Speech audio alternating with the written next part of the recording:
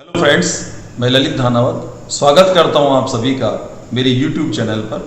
आज के इस वीडियो में हम लोग जो डिस्कस करने वाले हैं, जो अभी हाल ही में 28 मई 2023 को जो IAS का पेपर हुआ है, फर्स्ट पेपर जो GS वाला पेपर है, उस GS के पेपर में जो हिस्ट्री के क्वेश्चंस आए हैं, आज हम उन हिस्ट्री के क्वेश्चंस का एनालिसिस करेंगे कि उसमें कितने क्वेश्चंस हैं और ऐसे कितने क्वेश्चंस हैं जो आसानी से किए जा सकते हैं, और कुछ ऐसे क्वेश्चंस भी होते हैं हर पेपर के अंदर कि जिन्हें हम छोड़ना होता है, जो एक तरीके से हम ये कह सकते हैं कि विद्यार्थी को, कैंडिडेट को थोड़ा गुमराह करने के लिए आयोग के द्वारा दिए जाते हैं।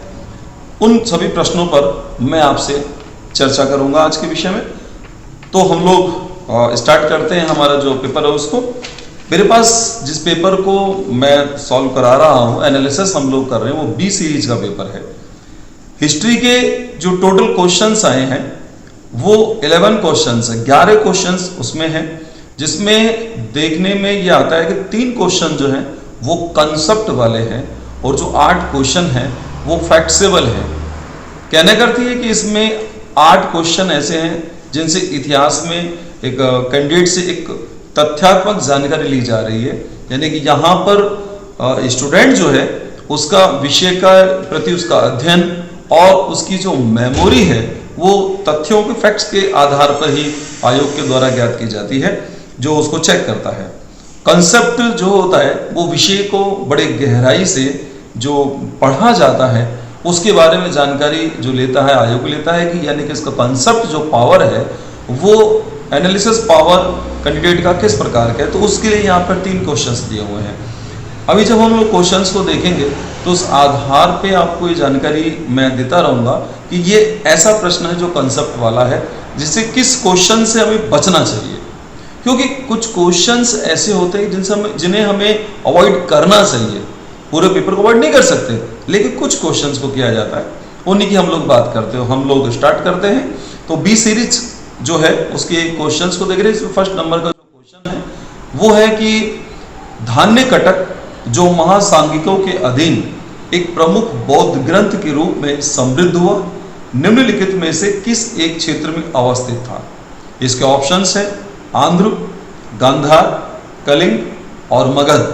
तो इसका जो आंसर होगा वो होगा आंध्र, जिसे आंध्र प्रदेश कहते हैं। दरअसल आंध्र प्रदेश राज्य में जो जिला गुंटूर है, उस जिला गुंटूर में एक जगह होती है धरणीकोट। उस धरणीकोट पर ये जो धान्य कटक है ये वहाँ पर स्थित है, जो कि सातवाहन शासकों द्वारा इसको बनाया गया था। तो ये जो घटना है वो सातवाहन शासकों के काल की है, तो इसलिए जो पहला क्वेश्चन है उस क्वेश्चन का जो आंसर होगा वो आंध्र होगा। दूसरा क्वेश्चन जो इसमें है, हम द्वितीय प्रश्न की बात करते हैं। प्राचीन भारत के संदर्भ में निम्न कथनों पर विचार कीजिए। प्राचीन भारत के संदर्भ में यहाँ जो कथन आ रहे हैं वो स्तूप को लेकर के आ रहे हैं कि स्तूप के बारे में उनकी स्थिति किस प्रकार की है। तो अब देखिए यहाँ फर्स्ट जो सेंटेंस है वो है कि स्तूप की संकल्पना मूलतः बौद्ध संकल्पना है।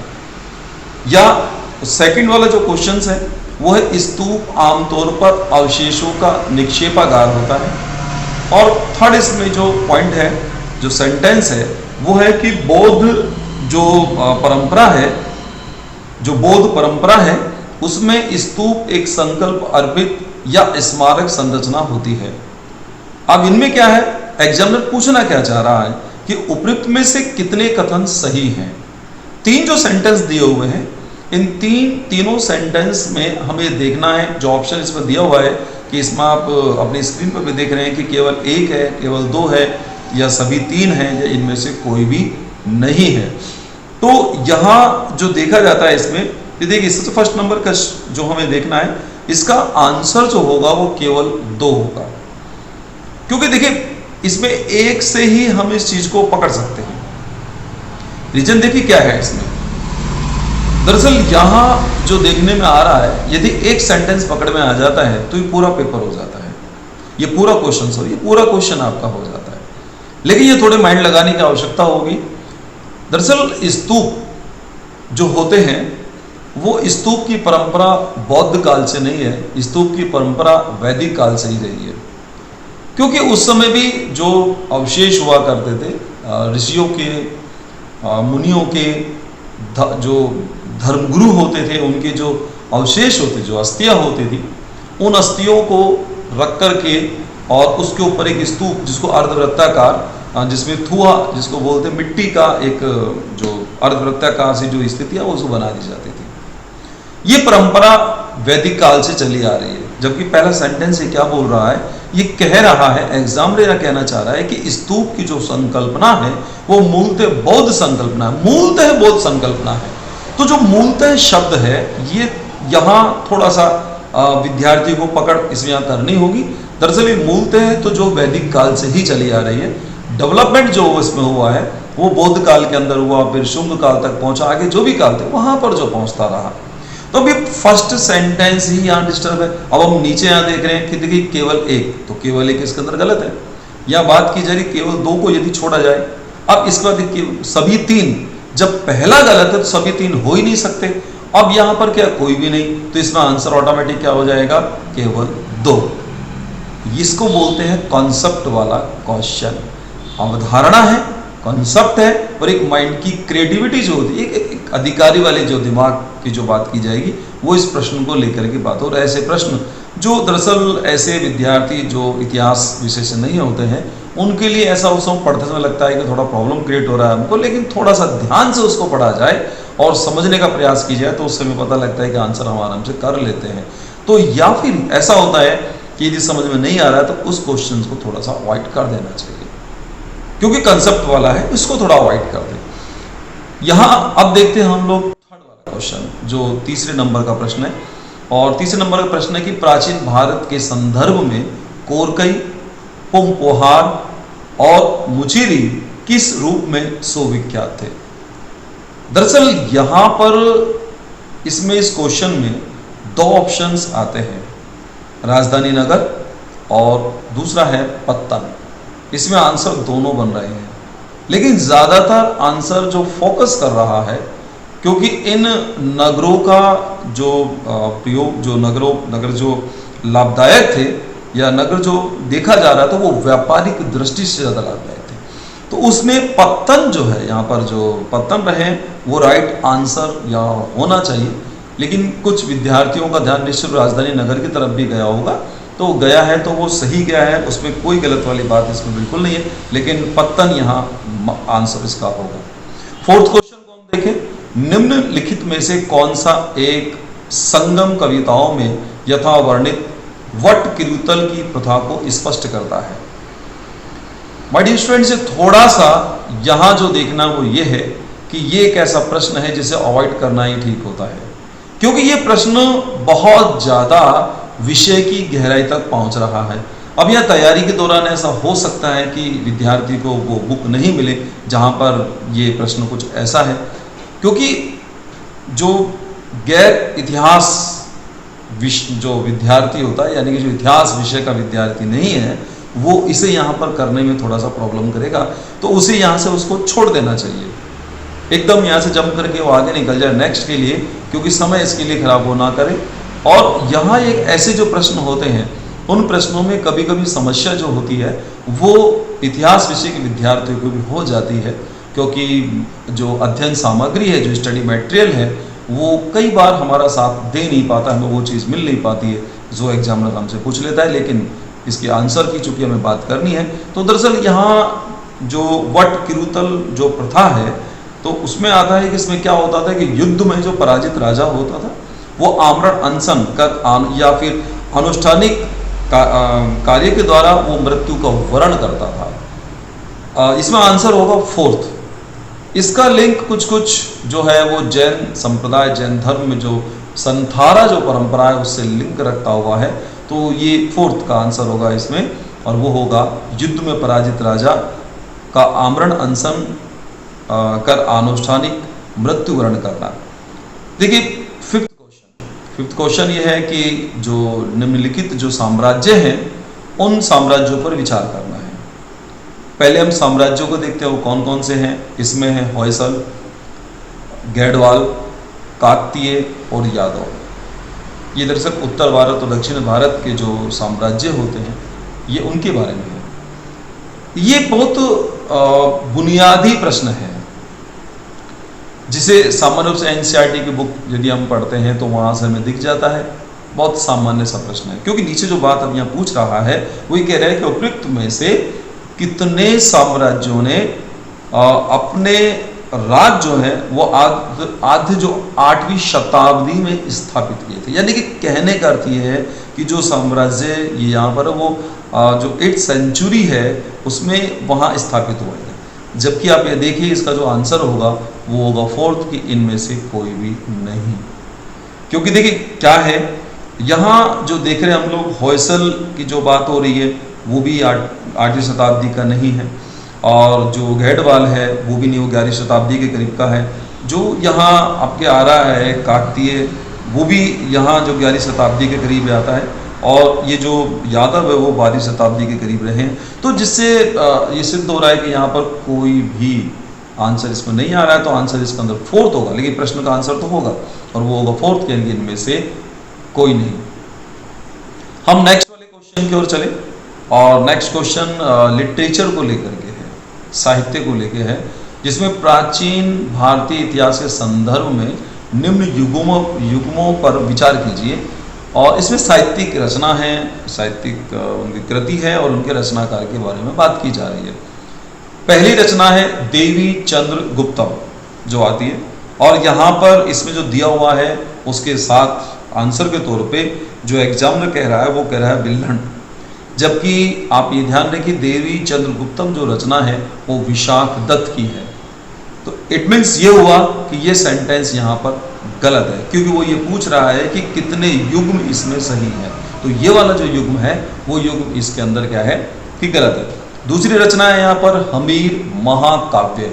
हमीर महाकाव्य का लेखक जो इसमें दिखाया गया है वो दिखाया गया है नैन चंद्र सूरी, और ये माय डियर स्टूडेंट्स ये ध्यान रखिए ये बिल्कुल सही है, क्योंकि हमीर महाकाव्य जो नैन चंद्र सूरी के द्वारा ही लिखा गया है।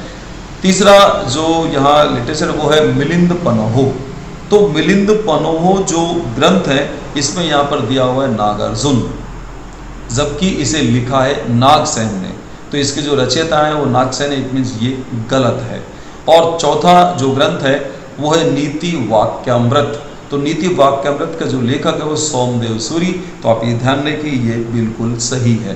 तो कहने का इसमें हुआ कि 2 ऑप्शन इसमें सही है, एक तो हमीर महाकाव्य नैन चंद्र सूरी और दूसरा है नीति वाक्यामृत यानी कि सोमदेव सूरी। तो ये इसका आंसर जो होगा वो होगा केवल 2, यानी कि यहाँ पर जो 4 कथन है उन 4 जो ऑप्शंस हैं उनमें 2 ही ऑप्शन सही है और 2 ऑप्शन यहाँ पर इसमें गलत है। तो इट मीन्स ये जो क्वेश्चन है ये एकदम तथ्यात्मक है, जो कि सामान्य रूप से क्या है कि विद्यार्थी जो ग्रंथ होते हैं उन ग्रंथों को, उनके जो लेखक है उनके बारे में जानकारी एग्जामिनर यहाँ से चाह रहा है।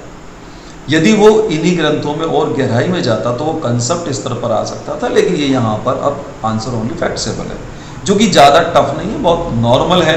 इसको सिर्फ नागार्जुन और नागसेन जैसी स्थिति के अंदर ऐसे विद्यार्थी जो कंफ्यूज हो जाते हैं कुछ 2-2 शब्दों को सेम से शब्द देख करके, उनके लिए आंसर है।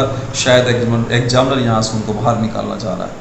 7th क्वेश्चन को यदि हम यहाँ देखेंगे तो उसमें हमें दिख रहा है एक कोटेशन है, एक सेंटेंस है, एक फिलॉसफी का है, वो है इतिहास में, जो कि धार्मिक आंदोलन से इसको हम देख सकते हैं।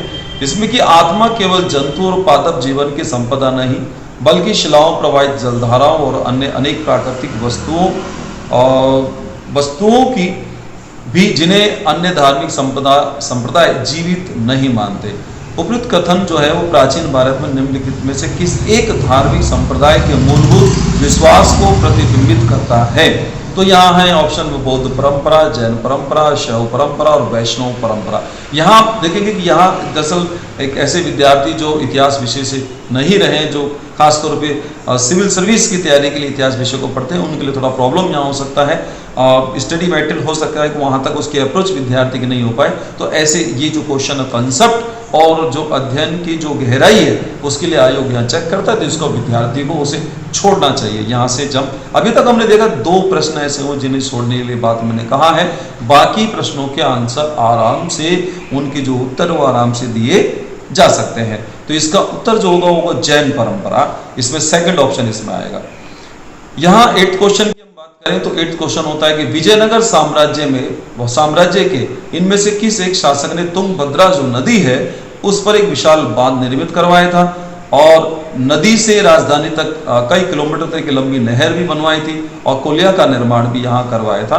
तो इसका जो आंसर होगा ये भी फैक्सेबल और वो होगा देवराय प्रथम, यानी फर्स्ट ऑप्शन जो वो उसके अंदर इसका उत्तर बन करके आ रहा है। 9th क्वेश्चन पे हम ध्यान दें कि मध्यकालीन गुजरात में इनमें से किस शासक ने दीव, जिसको दमन दीव मतलब दमन एक अलग सेक्टर, दीव के जिसको दीव की बात होती है, तो दीव को पुर्तगालियों के सुपुर्द कर दिया था। दरअसल आईसीएस या सॉरी आईएएस जो आजकल हम बोलते हैं, आईसीएस पहले बोला जाता था कि आईएएस के एग्जाम में इन थोड़े से जो भाषा होती है वो हिंदी माध्यम के विद्यार्थियों के लिए वो थोड़ी सी यहाँ बिल्कुल थोड़ी क्लिष्ट शब्द का उपयोग होता है। तो दीव शब्द की यहाँ बात हो रही है, तो पुर्तगालियों को सुपुर्द किया, तो यहाँ आंसर होगा बहादुर शाह। तो बहादुर शाह इसका उत्तर आ रहा है। और नेक्स्ट क्वेश्चन की ओर हम आगे बढ़े तो उसमें होता है 10 कहते हैं कि निम्नलिखित में से किस एक्ट, एक्चुअली ये एक ऐसा प्रश्न है जिसे मैंने यहाँ पर लिया, तो ये इतिहास विषय से रिलेशन रखता भी है और नहीं भी रखता है, क्योंकि ये इतिहास विषय से इसलिए रख रहा है कि जो संवैधानिक विकास का जो दौर चला है, जिसे हम आधुनिक तो इतिहास की दृष्टि से हम देख सकते हैं तो ये इतिहास में डाला जा सकता है, लेकिन यदि इसको हम संविधान के तौर पे देखेंगे तो संवैधानिक विकास की यदि हम बात करेंगे तो इसे पॉलिटिकल साइंस के अंदर इस बात को जब इंडियन कॉन्स्टिट्यूशन में इसको दिया जा सकता है। और ये जो है कि वो कि निम्नलिखित में से किस एक एक्ट के द्वारा बंगाल के गवर्नर जनरल को भारत के गवर्नर जनरल के रूप में अभिहित किया गया था, तो ये जानने कि इसका आंसर होगा पिट्स इंडिया एक्ट।